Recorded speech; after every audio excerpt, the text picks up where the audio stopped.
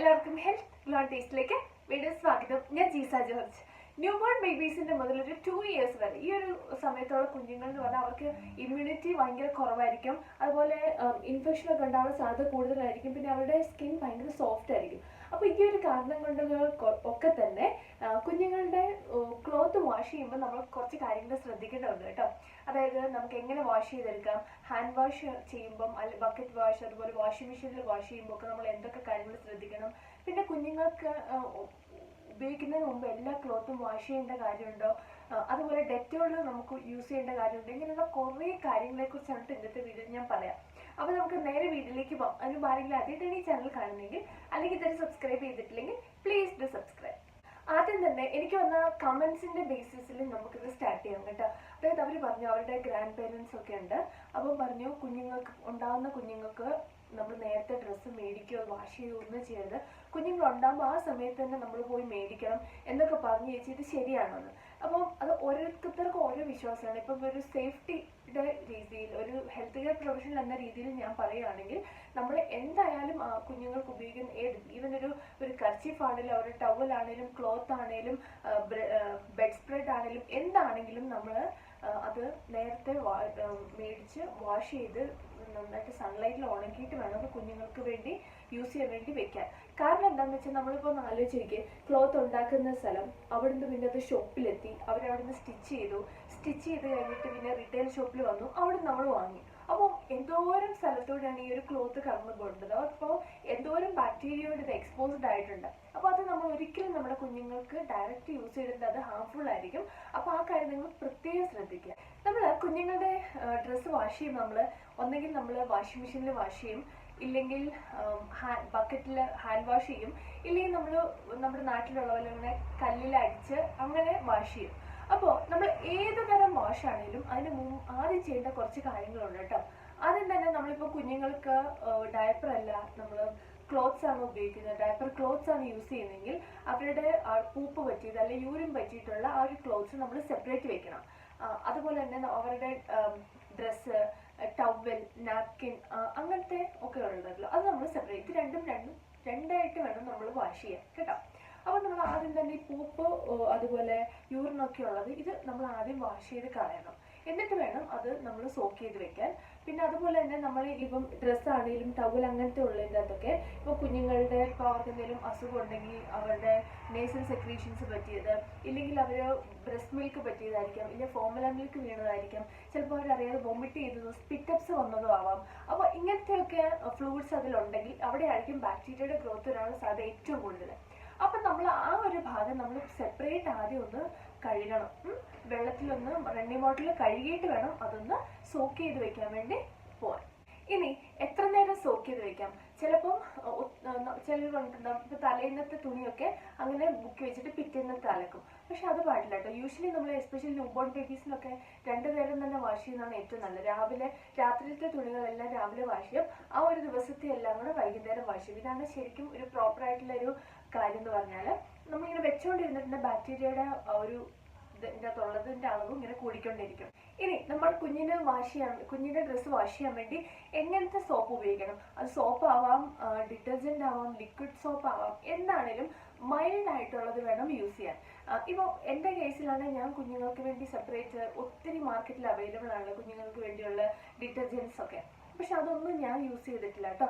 ഞാൻ എന്താ ചെയ്തതെന്ന് വെച്ചിട്ടുണ്ടെങ്കിൽ ഇതെല്ലാം വാഷ് ചെയ്ത് കഴിഞ്ഞിട്ട് ഒരു കുറച്ച് നമ്മുടെ നോർമൽ പൗഡർ ഉണ്ടല്ലോ, സോപ്പ് പൗഡർ, അപ്പോൾ അതിൻ്റെ ഒരു കുറച്ച് എടുത്തിട്ട് സോക്ക് ചെയ്ത് വെക്കും. അത് കഴിഞ്ഞ് ഒന്നെങ്കിൽ നമ്മൾ കുളിക്കുന്ന സോപ്പ്, ഇല്ലെങ്കിൽ കുഞ്ഞുങ്ങളുടെ തന്നെ ബേബി സോപ്പ് ഉണ്ടല്ലോ, ആ ഒരു സോപ്പ് വെച്ചിട്ടാണ് ഞാൻ വാഷ് ചെയ്തുകൊണ്ടിരുന്നത്. അപ്പം അത് വെച്ചിട്ടാണ് ഇപ്പം നമ്മൾ കല്ലിൽ വാഷ് ചെയ്യുകയാണെങ്കിലും ബക്കറ്റിൽ വാഷ് ചെയ്യുകയാണെങ്കിലും ആ സോപ്പ് തന്നെ ഉപയോഗിക്കും. പിന്നെ നമ്മൾ വാഷിംഗ് മെഷീനിലാണ് ഞാൻ എന്താ ചെയ്തതെന്ന് വെച്ചിട്ടുണ്ടെങ്കിൽ ഇത് ഓൾറെഡി നമ്മൾ ഈ ഒരു സോക്ക് ചെയ്ത് പിന്നെ എടുത്ത് ഇത് കൈകൊണ്ട് നന്നായിട്ട് വാഷ് ചെയ്തതിന് ശേഷം എന്നിട്ട് ഞാൻ വാഷിംഗ് മെഷീനിൽ ഇടും.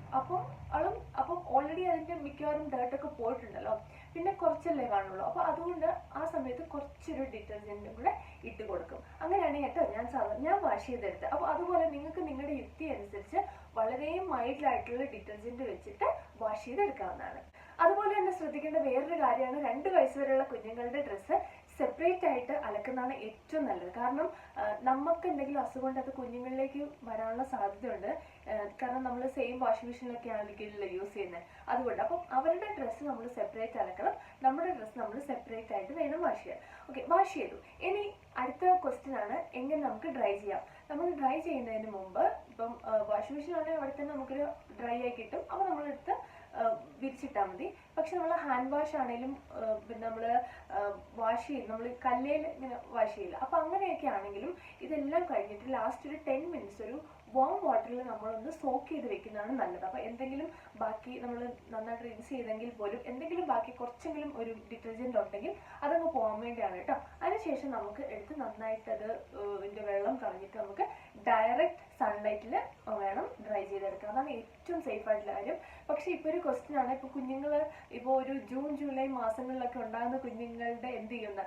എൻ്റെ ഫസ്റ്റ് മോള് ജുവാൻ ആ സമയത്താണ് ഉണ്ടായത്, ജൂൺ 1 അപ്പോൾ ഒരു 2018 ആ ഒരു 7-8 ഡേയ്സ് ഒക്കെ കഴിഞ്ഞ് കഴിഞ്ഞപ്പോൾ ആ സമയത്ത് ഒരു പ്രളയത്തിൻ്റെ ആ വെള്ളം ഇങ്ങനെ വന്നു തുടങ്ങി, മഴ, ഫുൾ മഴ, നിൽക്കാത്ത മഴ. അപ്പം നമുക്ക് സൺലൈറ്റ് ഒന്നും ഉണ്ടായിരുന്നില്ല. അപ്പം നമ്മൾ എന്താ ചെയ്തതെന്ന് വെച്ചിട്ടുണ്ടെങ്കിൽ നന്നായിട്ട് റൂമിലിട്ട് തന്നെ ഉണങ്ങിയതിന് ശേഷം നന്നായിട്ട് അയൺ ചെയ്തെടുത്തു. നമ്മുടെ അയൺ ബോക്സ് ഉണ്ടല്ലോ, അയൺ ബോക്സ് വെച്ച് നന്നായിട്ട് അയൺ ചെയ്തെടുത്തു. നന്നായിട്ട് ഉണങ്ങി കഴിഞ്ഞ ശേഷം അയൺ ചെയ്തെടുത്തു. അപ്പോൾ നമുക്ക് കുറേ ഇതെല്ലാം അങ്ങനെ അങ്ങ് പോയിട്ടുള്ളൂ. ഏകദേശം സൺലൈറ്റിൽ ഇട്ടതിൻ്റെ ഏകദേശം ഒരു എഫക്റ്റ് കിട്ടും. പക്ഷെ സൺലൈറ്റ് ആണ് ഏറ്റവും സൂപ്പർ. പിന്നെ ഒരു കുറച്ച് മോയ്സ്ചർ പോലും കുഞ്ഞുങ്ങൾക്ക് ഉണ്ടാകും, ആ ഒരു കുഞ്ഞുങ്ങൾക്ക് ഉപയോഗിക്കുന്ന ഡ്രസ്സിൽ ഉണ്ടാകരുത് കേട്ടോ. അപ്പോൾ നമുക്ക് അയൺ ചെയ്തെടുത്തതാണെങ്കിലും സൺലൈറ്റിൽ ഉണങ്ങിയതാണെങ്കിലും കംപ്ലീറ്റ്ലി ഡ്രൈ ആയിട്ടൊന്ന് ഉറപ്പിക്കുക. ഇല്ലെങ്കിൽ ആ ഒരു മോയ്സ്റ്റുള്ള ക്ലോത്ത്സ് കുഞ്ഞുങ്ങൾക്ക് യൂസ് ചെയ്തിട്ടുണ്ടെങ്കിൽ ഫംഗൽ ഇൻഫെക്ഷൻസ് വരാനുള്ള സാധ്യത കൂടുതലാണ്. ഇനി കുഞ്ഞുങ്ങളുടെ ക്ലോത്ത് അല്ല, അതിന് കുറച്ച് മണം വന്നോട്ടെ എന്ന് വിചാരിച്ച് നമ്മുടെ ഈ കുറച്ച് കംഫർട്ട് പോലത്തെ ഒക്കെ ഉള്ള ഫാബ്രിക് സോഫ്റ്റ്നേഴ്സ് ഒക്കെ യൂസ് ചെയ്യാമെന്ന് വിചാരിക്കരുത്. അത് ഉപയോഗിക്കരുത്, കുഞ്ഞുങ്ങൾക്ക് അത് കേടാണ് കേട്ടോ. അതുപോലെ കെമിക്കൽ ഡിറ്റർജൻസ് യൂസ് ചെയ്യരുത്. പിന്നെ ചില കുഞ്ഞുങ്ങൾക്കെങ്കിലും അവരുടെ സ്കിന്നിന് സെൻസിറ്റിവിറ്റി ഉണ്ടാവും, എക്സിമയൊക്കെ ഉണ്ടാവും. അപ്പോൾ അങ്ങനെയുള്ളവർ ഡോക്ടേഴ്സിനോട് പ്രത്യേകം ചോദിക്കണം അവർക്ക് എന്ത് തരത്തിലുള്ള സോപ്പോ അല്ലെങ്കിൽ ഡിറ്റർജൻറ്റ് ഉപയോഗിച്ചിട്ടാണ് അവർക്ക് കുഞ്ഞുങ്ങളുടെ ക്ലോത്ത് വാഷ് ചെയ്യാൻ പറ്റുന്നത് പ്രത്യേകം ചോദിച്ചിട്ട് അത് തന്നെ വേണം നമ്മൾ യൂസ് ചെയ്യാൻ. ഇനിയിപ്പോൾ അടുത്ത ക്വസ്റ്റ്യൻ ആണ് ഡെറ്റോളിൻ്റെ കാര്യം. ഡെറ്റോള് ജുവാൻ്റെ മോളുടെ സമയത്ത് നമ്മൾ ഡ്രസ്സൊക്കെ വാഷ് ചെയ്യാൻ വരുന്ന ചേച്ചി പറഞ്ഞു നിർബന്ധമായിട്ടും ഡെറ്റോൾ ഇട്ടിട്ടേ കുഞ്ഞുങ്ങൾക്ക് ഇടാൻ പറ്റുള്ളൂ എന്ന് പറഞ്ഞു. അപ്പോൾ ചേച്ചി എന്താ ചെയ്യുന്നത് വെച്ചിട്ടുണ്ടെങ്കിൽ ലാസ്റ്റ് റിൻസിൽ ഈ ഒരു ഡെറ്റോൾ എടുത്ത് മുക്കി പിഴിഞ്ഞ് ഇടാൻ വേണ്ടി പോയി. പക്ഷെ നമ്മളത് സമ്മതിച്ചില്ല കേട്ടോ. കാരണം അത് നമ്മൾ ലാസ്റ്റ് റിൻസിലാവുന്ന സമയത്ത് അത് അങ്ങനെ ഡ്രൈ ആവുമല്ലോ, അപ്പം ഡെറ്റോളിൻ്റെ അംശമൊക്കെ അതിലുണ്ടാവും. നമ്മൾ ആ ഒരു ഉദ്ദേശശുദ്ധി കറക്റ്റാണ്, ബാക്ടീരിയ എല്ലാം പോകാനാണ്. പക്ഷെ ആ സമയത്ത് തന്നെ നമ്മൾ ഉറപ്പായിരിക്കണം ഡെറ്റോളും പോയിട്ടുണ്ടെന്ന്. അപ്പം ഡെറ്റോൾ ഉപയോഗിച്ചേ മതിയാവൂ എന്നുള്ളവർക്ക് വേണ്ടി നമ്മൾ വാഷ് ചെയ്തിട്ടുള്ള ഒന്ന് റിൻസ് ചെയ്തെടുത്തിട്ടുള്ള സെക്കൻഡ് റിൻസിൽ നമുക്ക് ഈ ഒരു ഡെറ്റോള് ഒന്ന് ഉപയോഗിക്കാം വേണമെങ്കിൽ. കാരണം ഇപ്പം നിങ്ങൾ സൺലൈറ്റ് ഡയറക്റ്റ് ഡ്രൈ ചെയ്യുന്ന സമയത്ത് നിങ്ങൾക്ക് ഇതിൻ്റെ ആവശ്യമേ ഇല്ല. എന്നാലും നിങ്ങളുടെ മനസ്സിലൊരു വിഷമമാണ് ഡെറ്റോൾ ഉപയോഗിച്ചില്ലെങ്കിൽ സെക്കൻഡ് റിൻസിൽ ചെയ്യാം. പക്ഷെ അതിനുശേഷം 1-2 റിൻസും കൂടെ കമ്പൽസറി ആയിട്ട് ചെയ്തിട്ട് വേണം അത് ഡ്രൈ ചെയ്തെടുക്കാൻ. അപ്പോൾ ഇത്രയും കാര്യങ്ങളാണ് കേട്ടോ ജനറലായിട്ട് ബേബി ക്ലോത്ത് വാഷിങ്ങിനെ കുറിച്ച് എനിക്ക് ഷെയർ ചെയ്യാനുള്ളത്. അപ്പോൾ നിങ്ങൾക്കത് ഇഷ്ടമായി ഞാൻ വിചാരിക്കുകയാണ്. എല്ലാവരും സന്തോഷത്തോടെ ഇരിക്കുക, ബി ഹാപ്പി, കീപ് സ്മൈലിംഗ്. നമുക്ക് അടുത്ത വീഡിയോ ആയിട്ട് അടുത്ത കാണാം. ബൈ.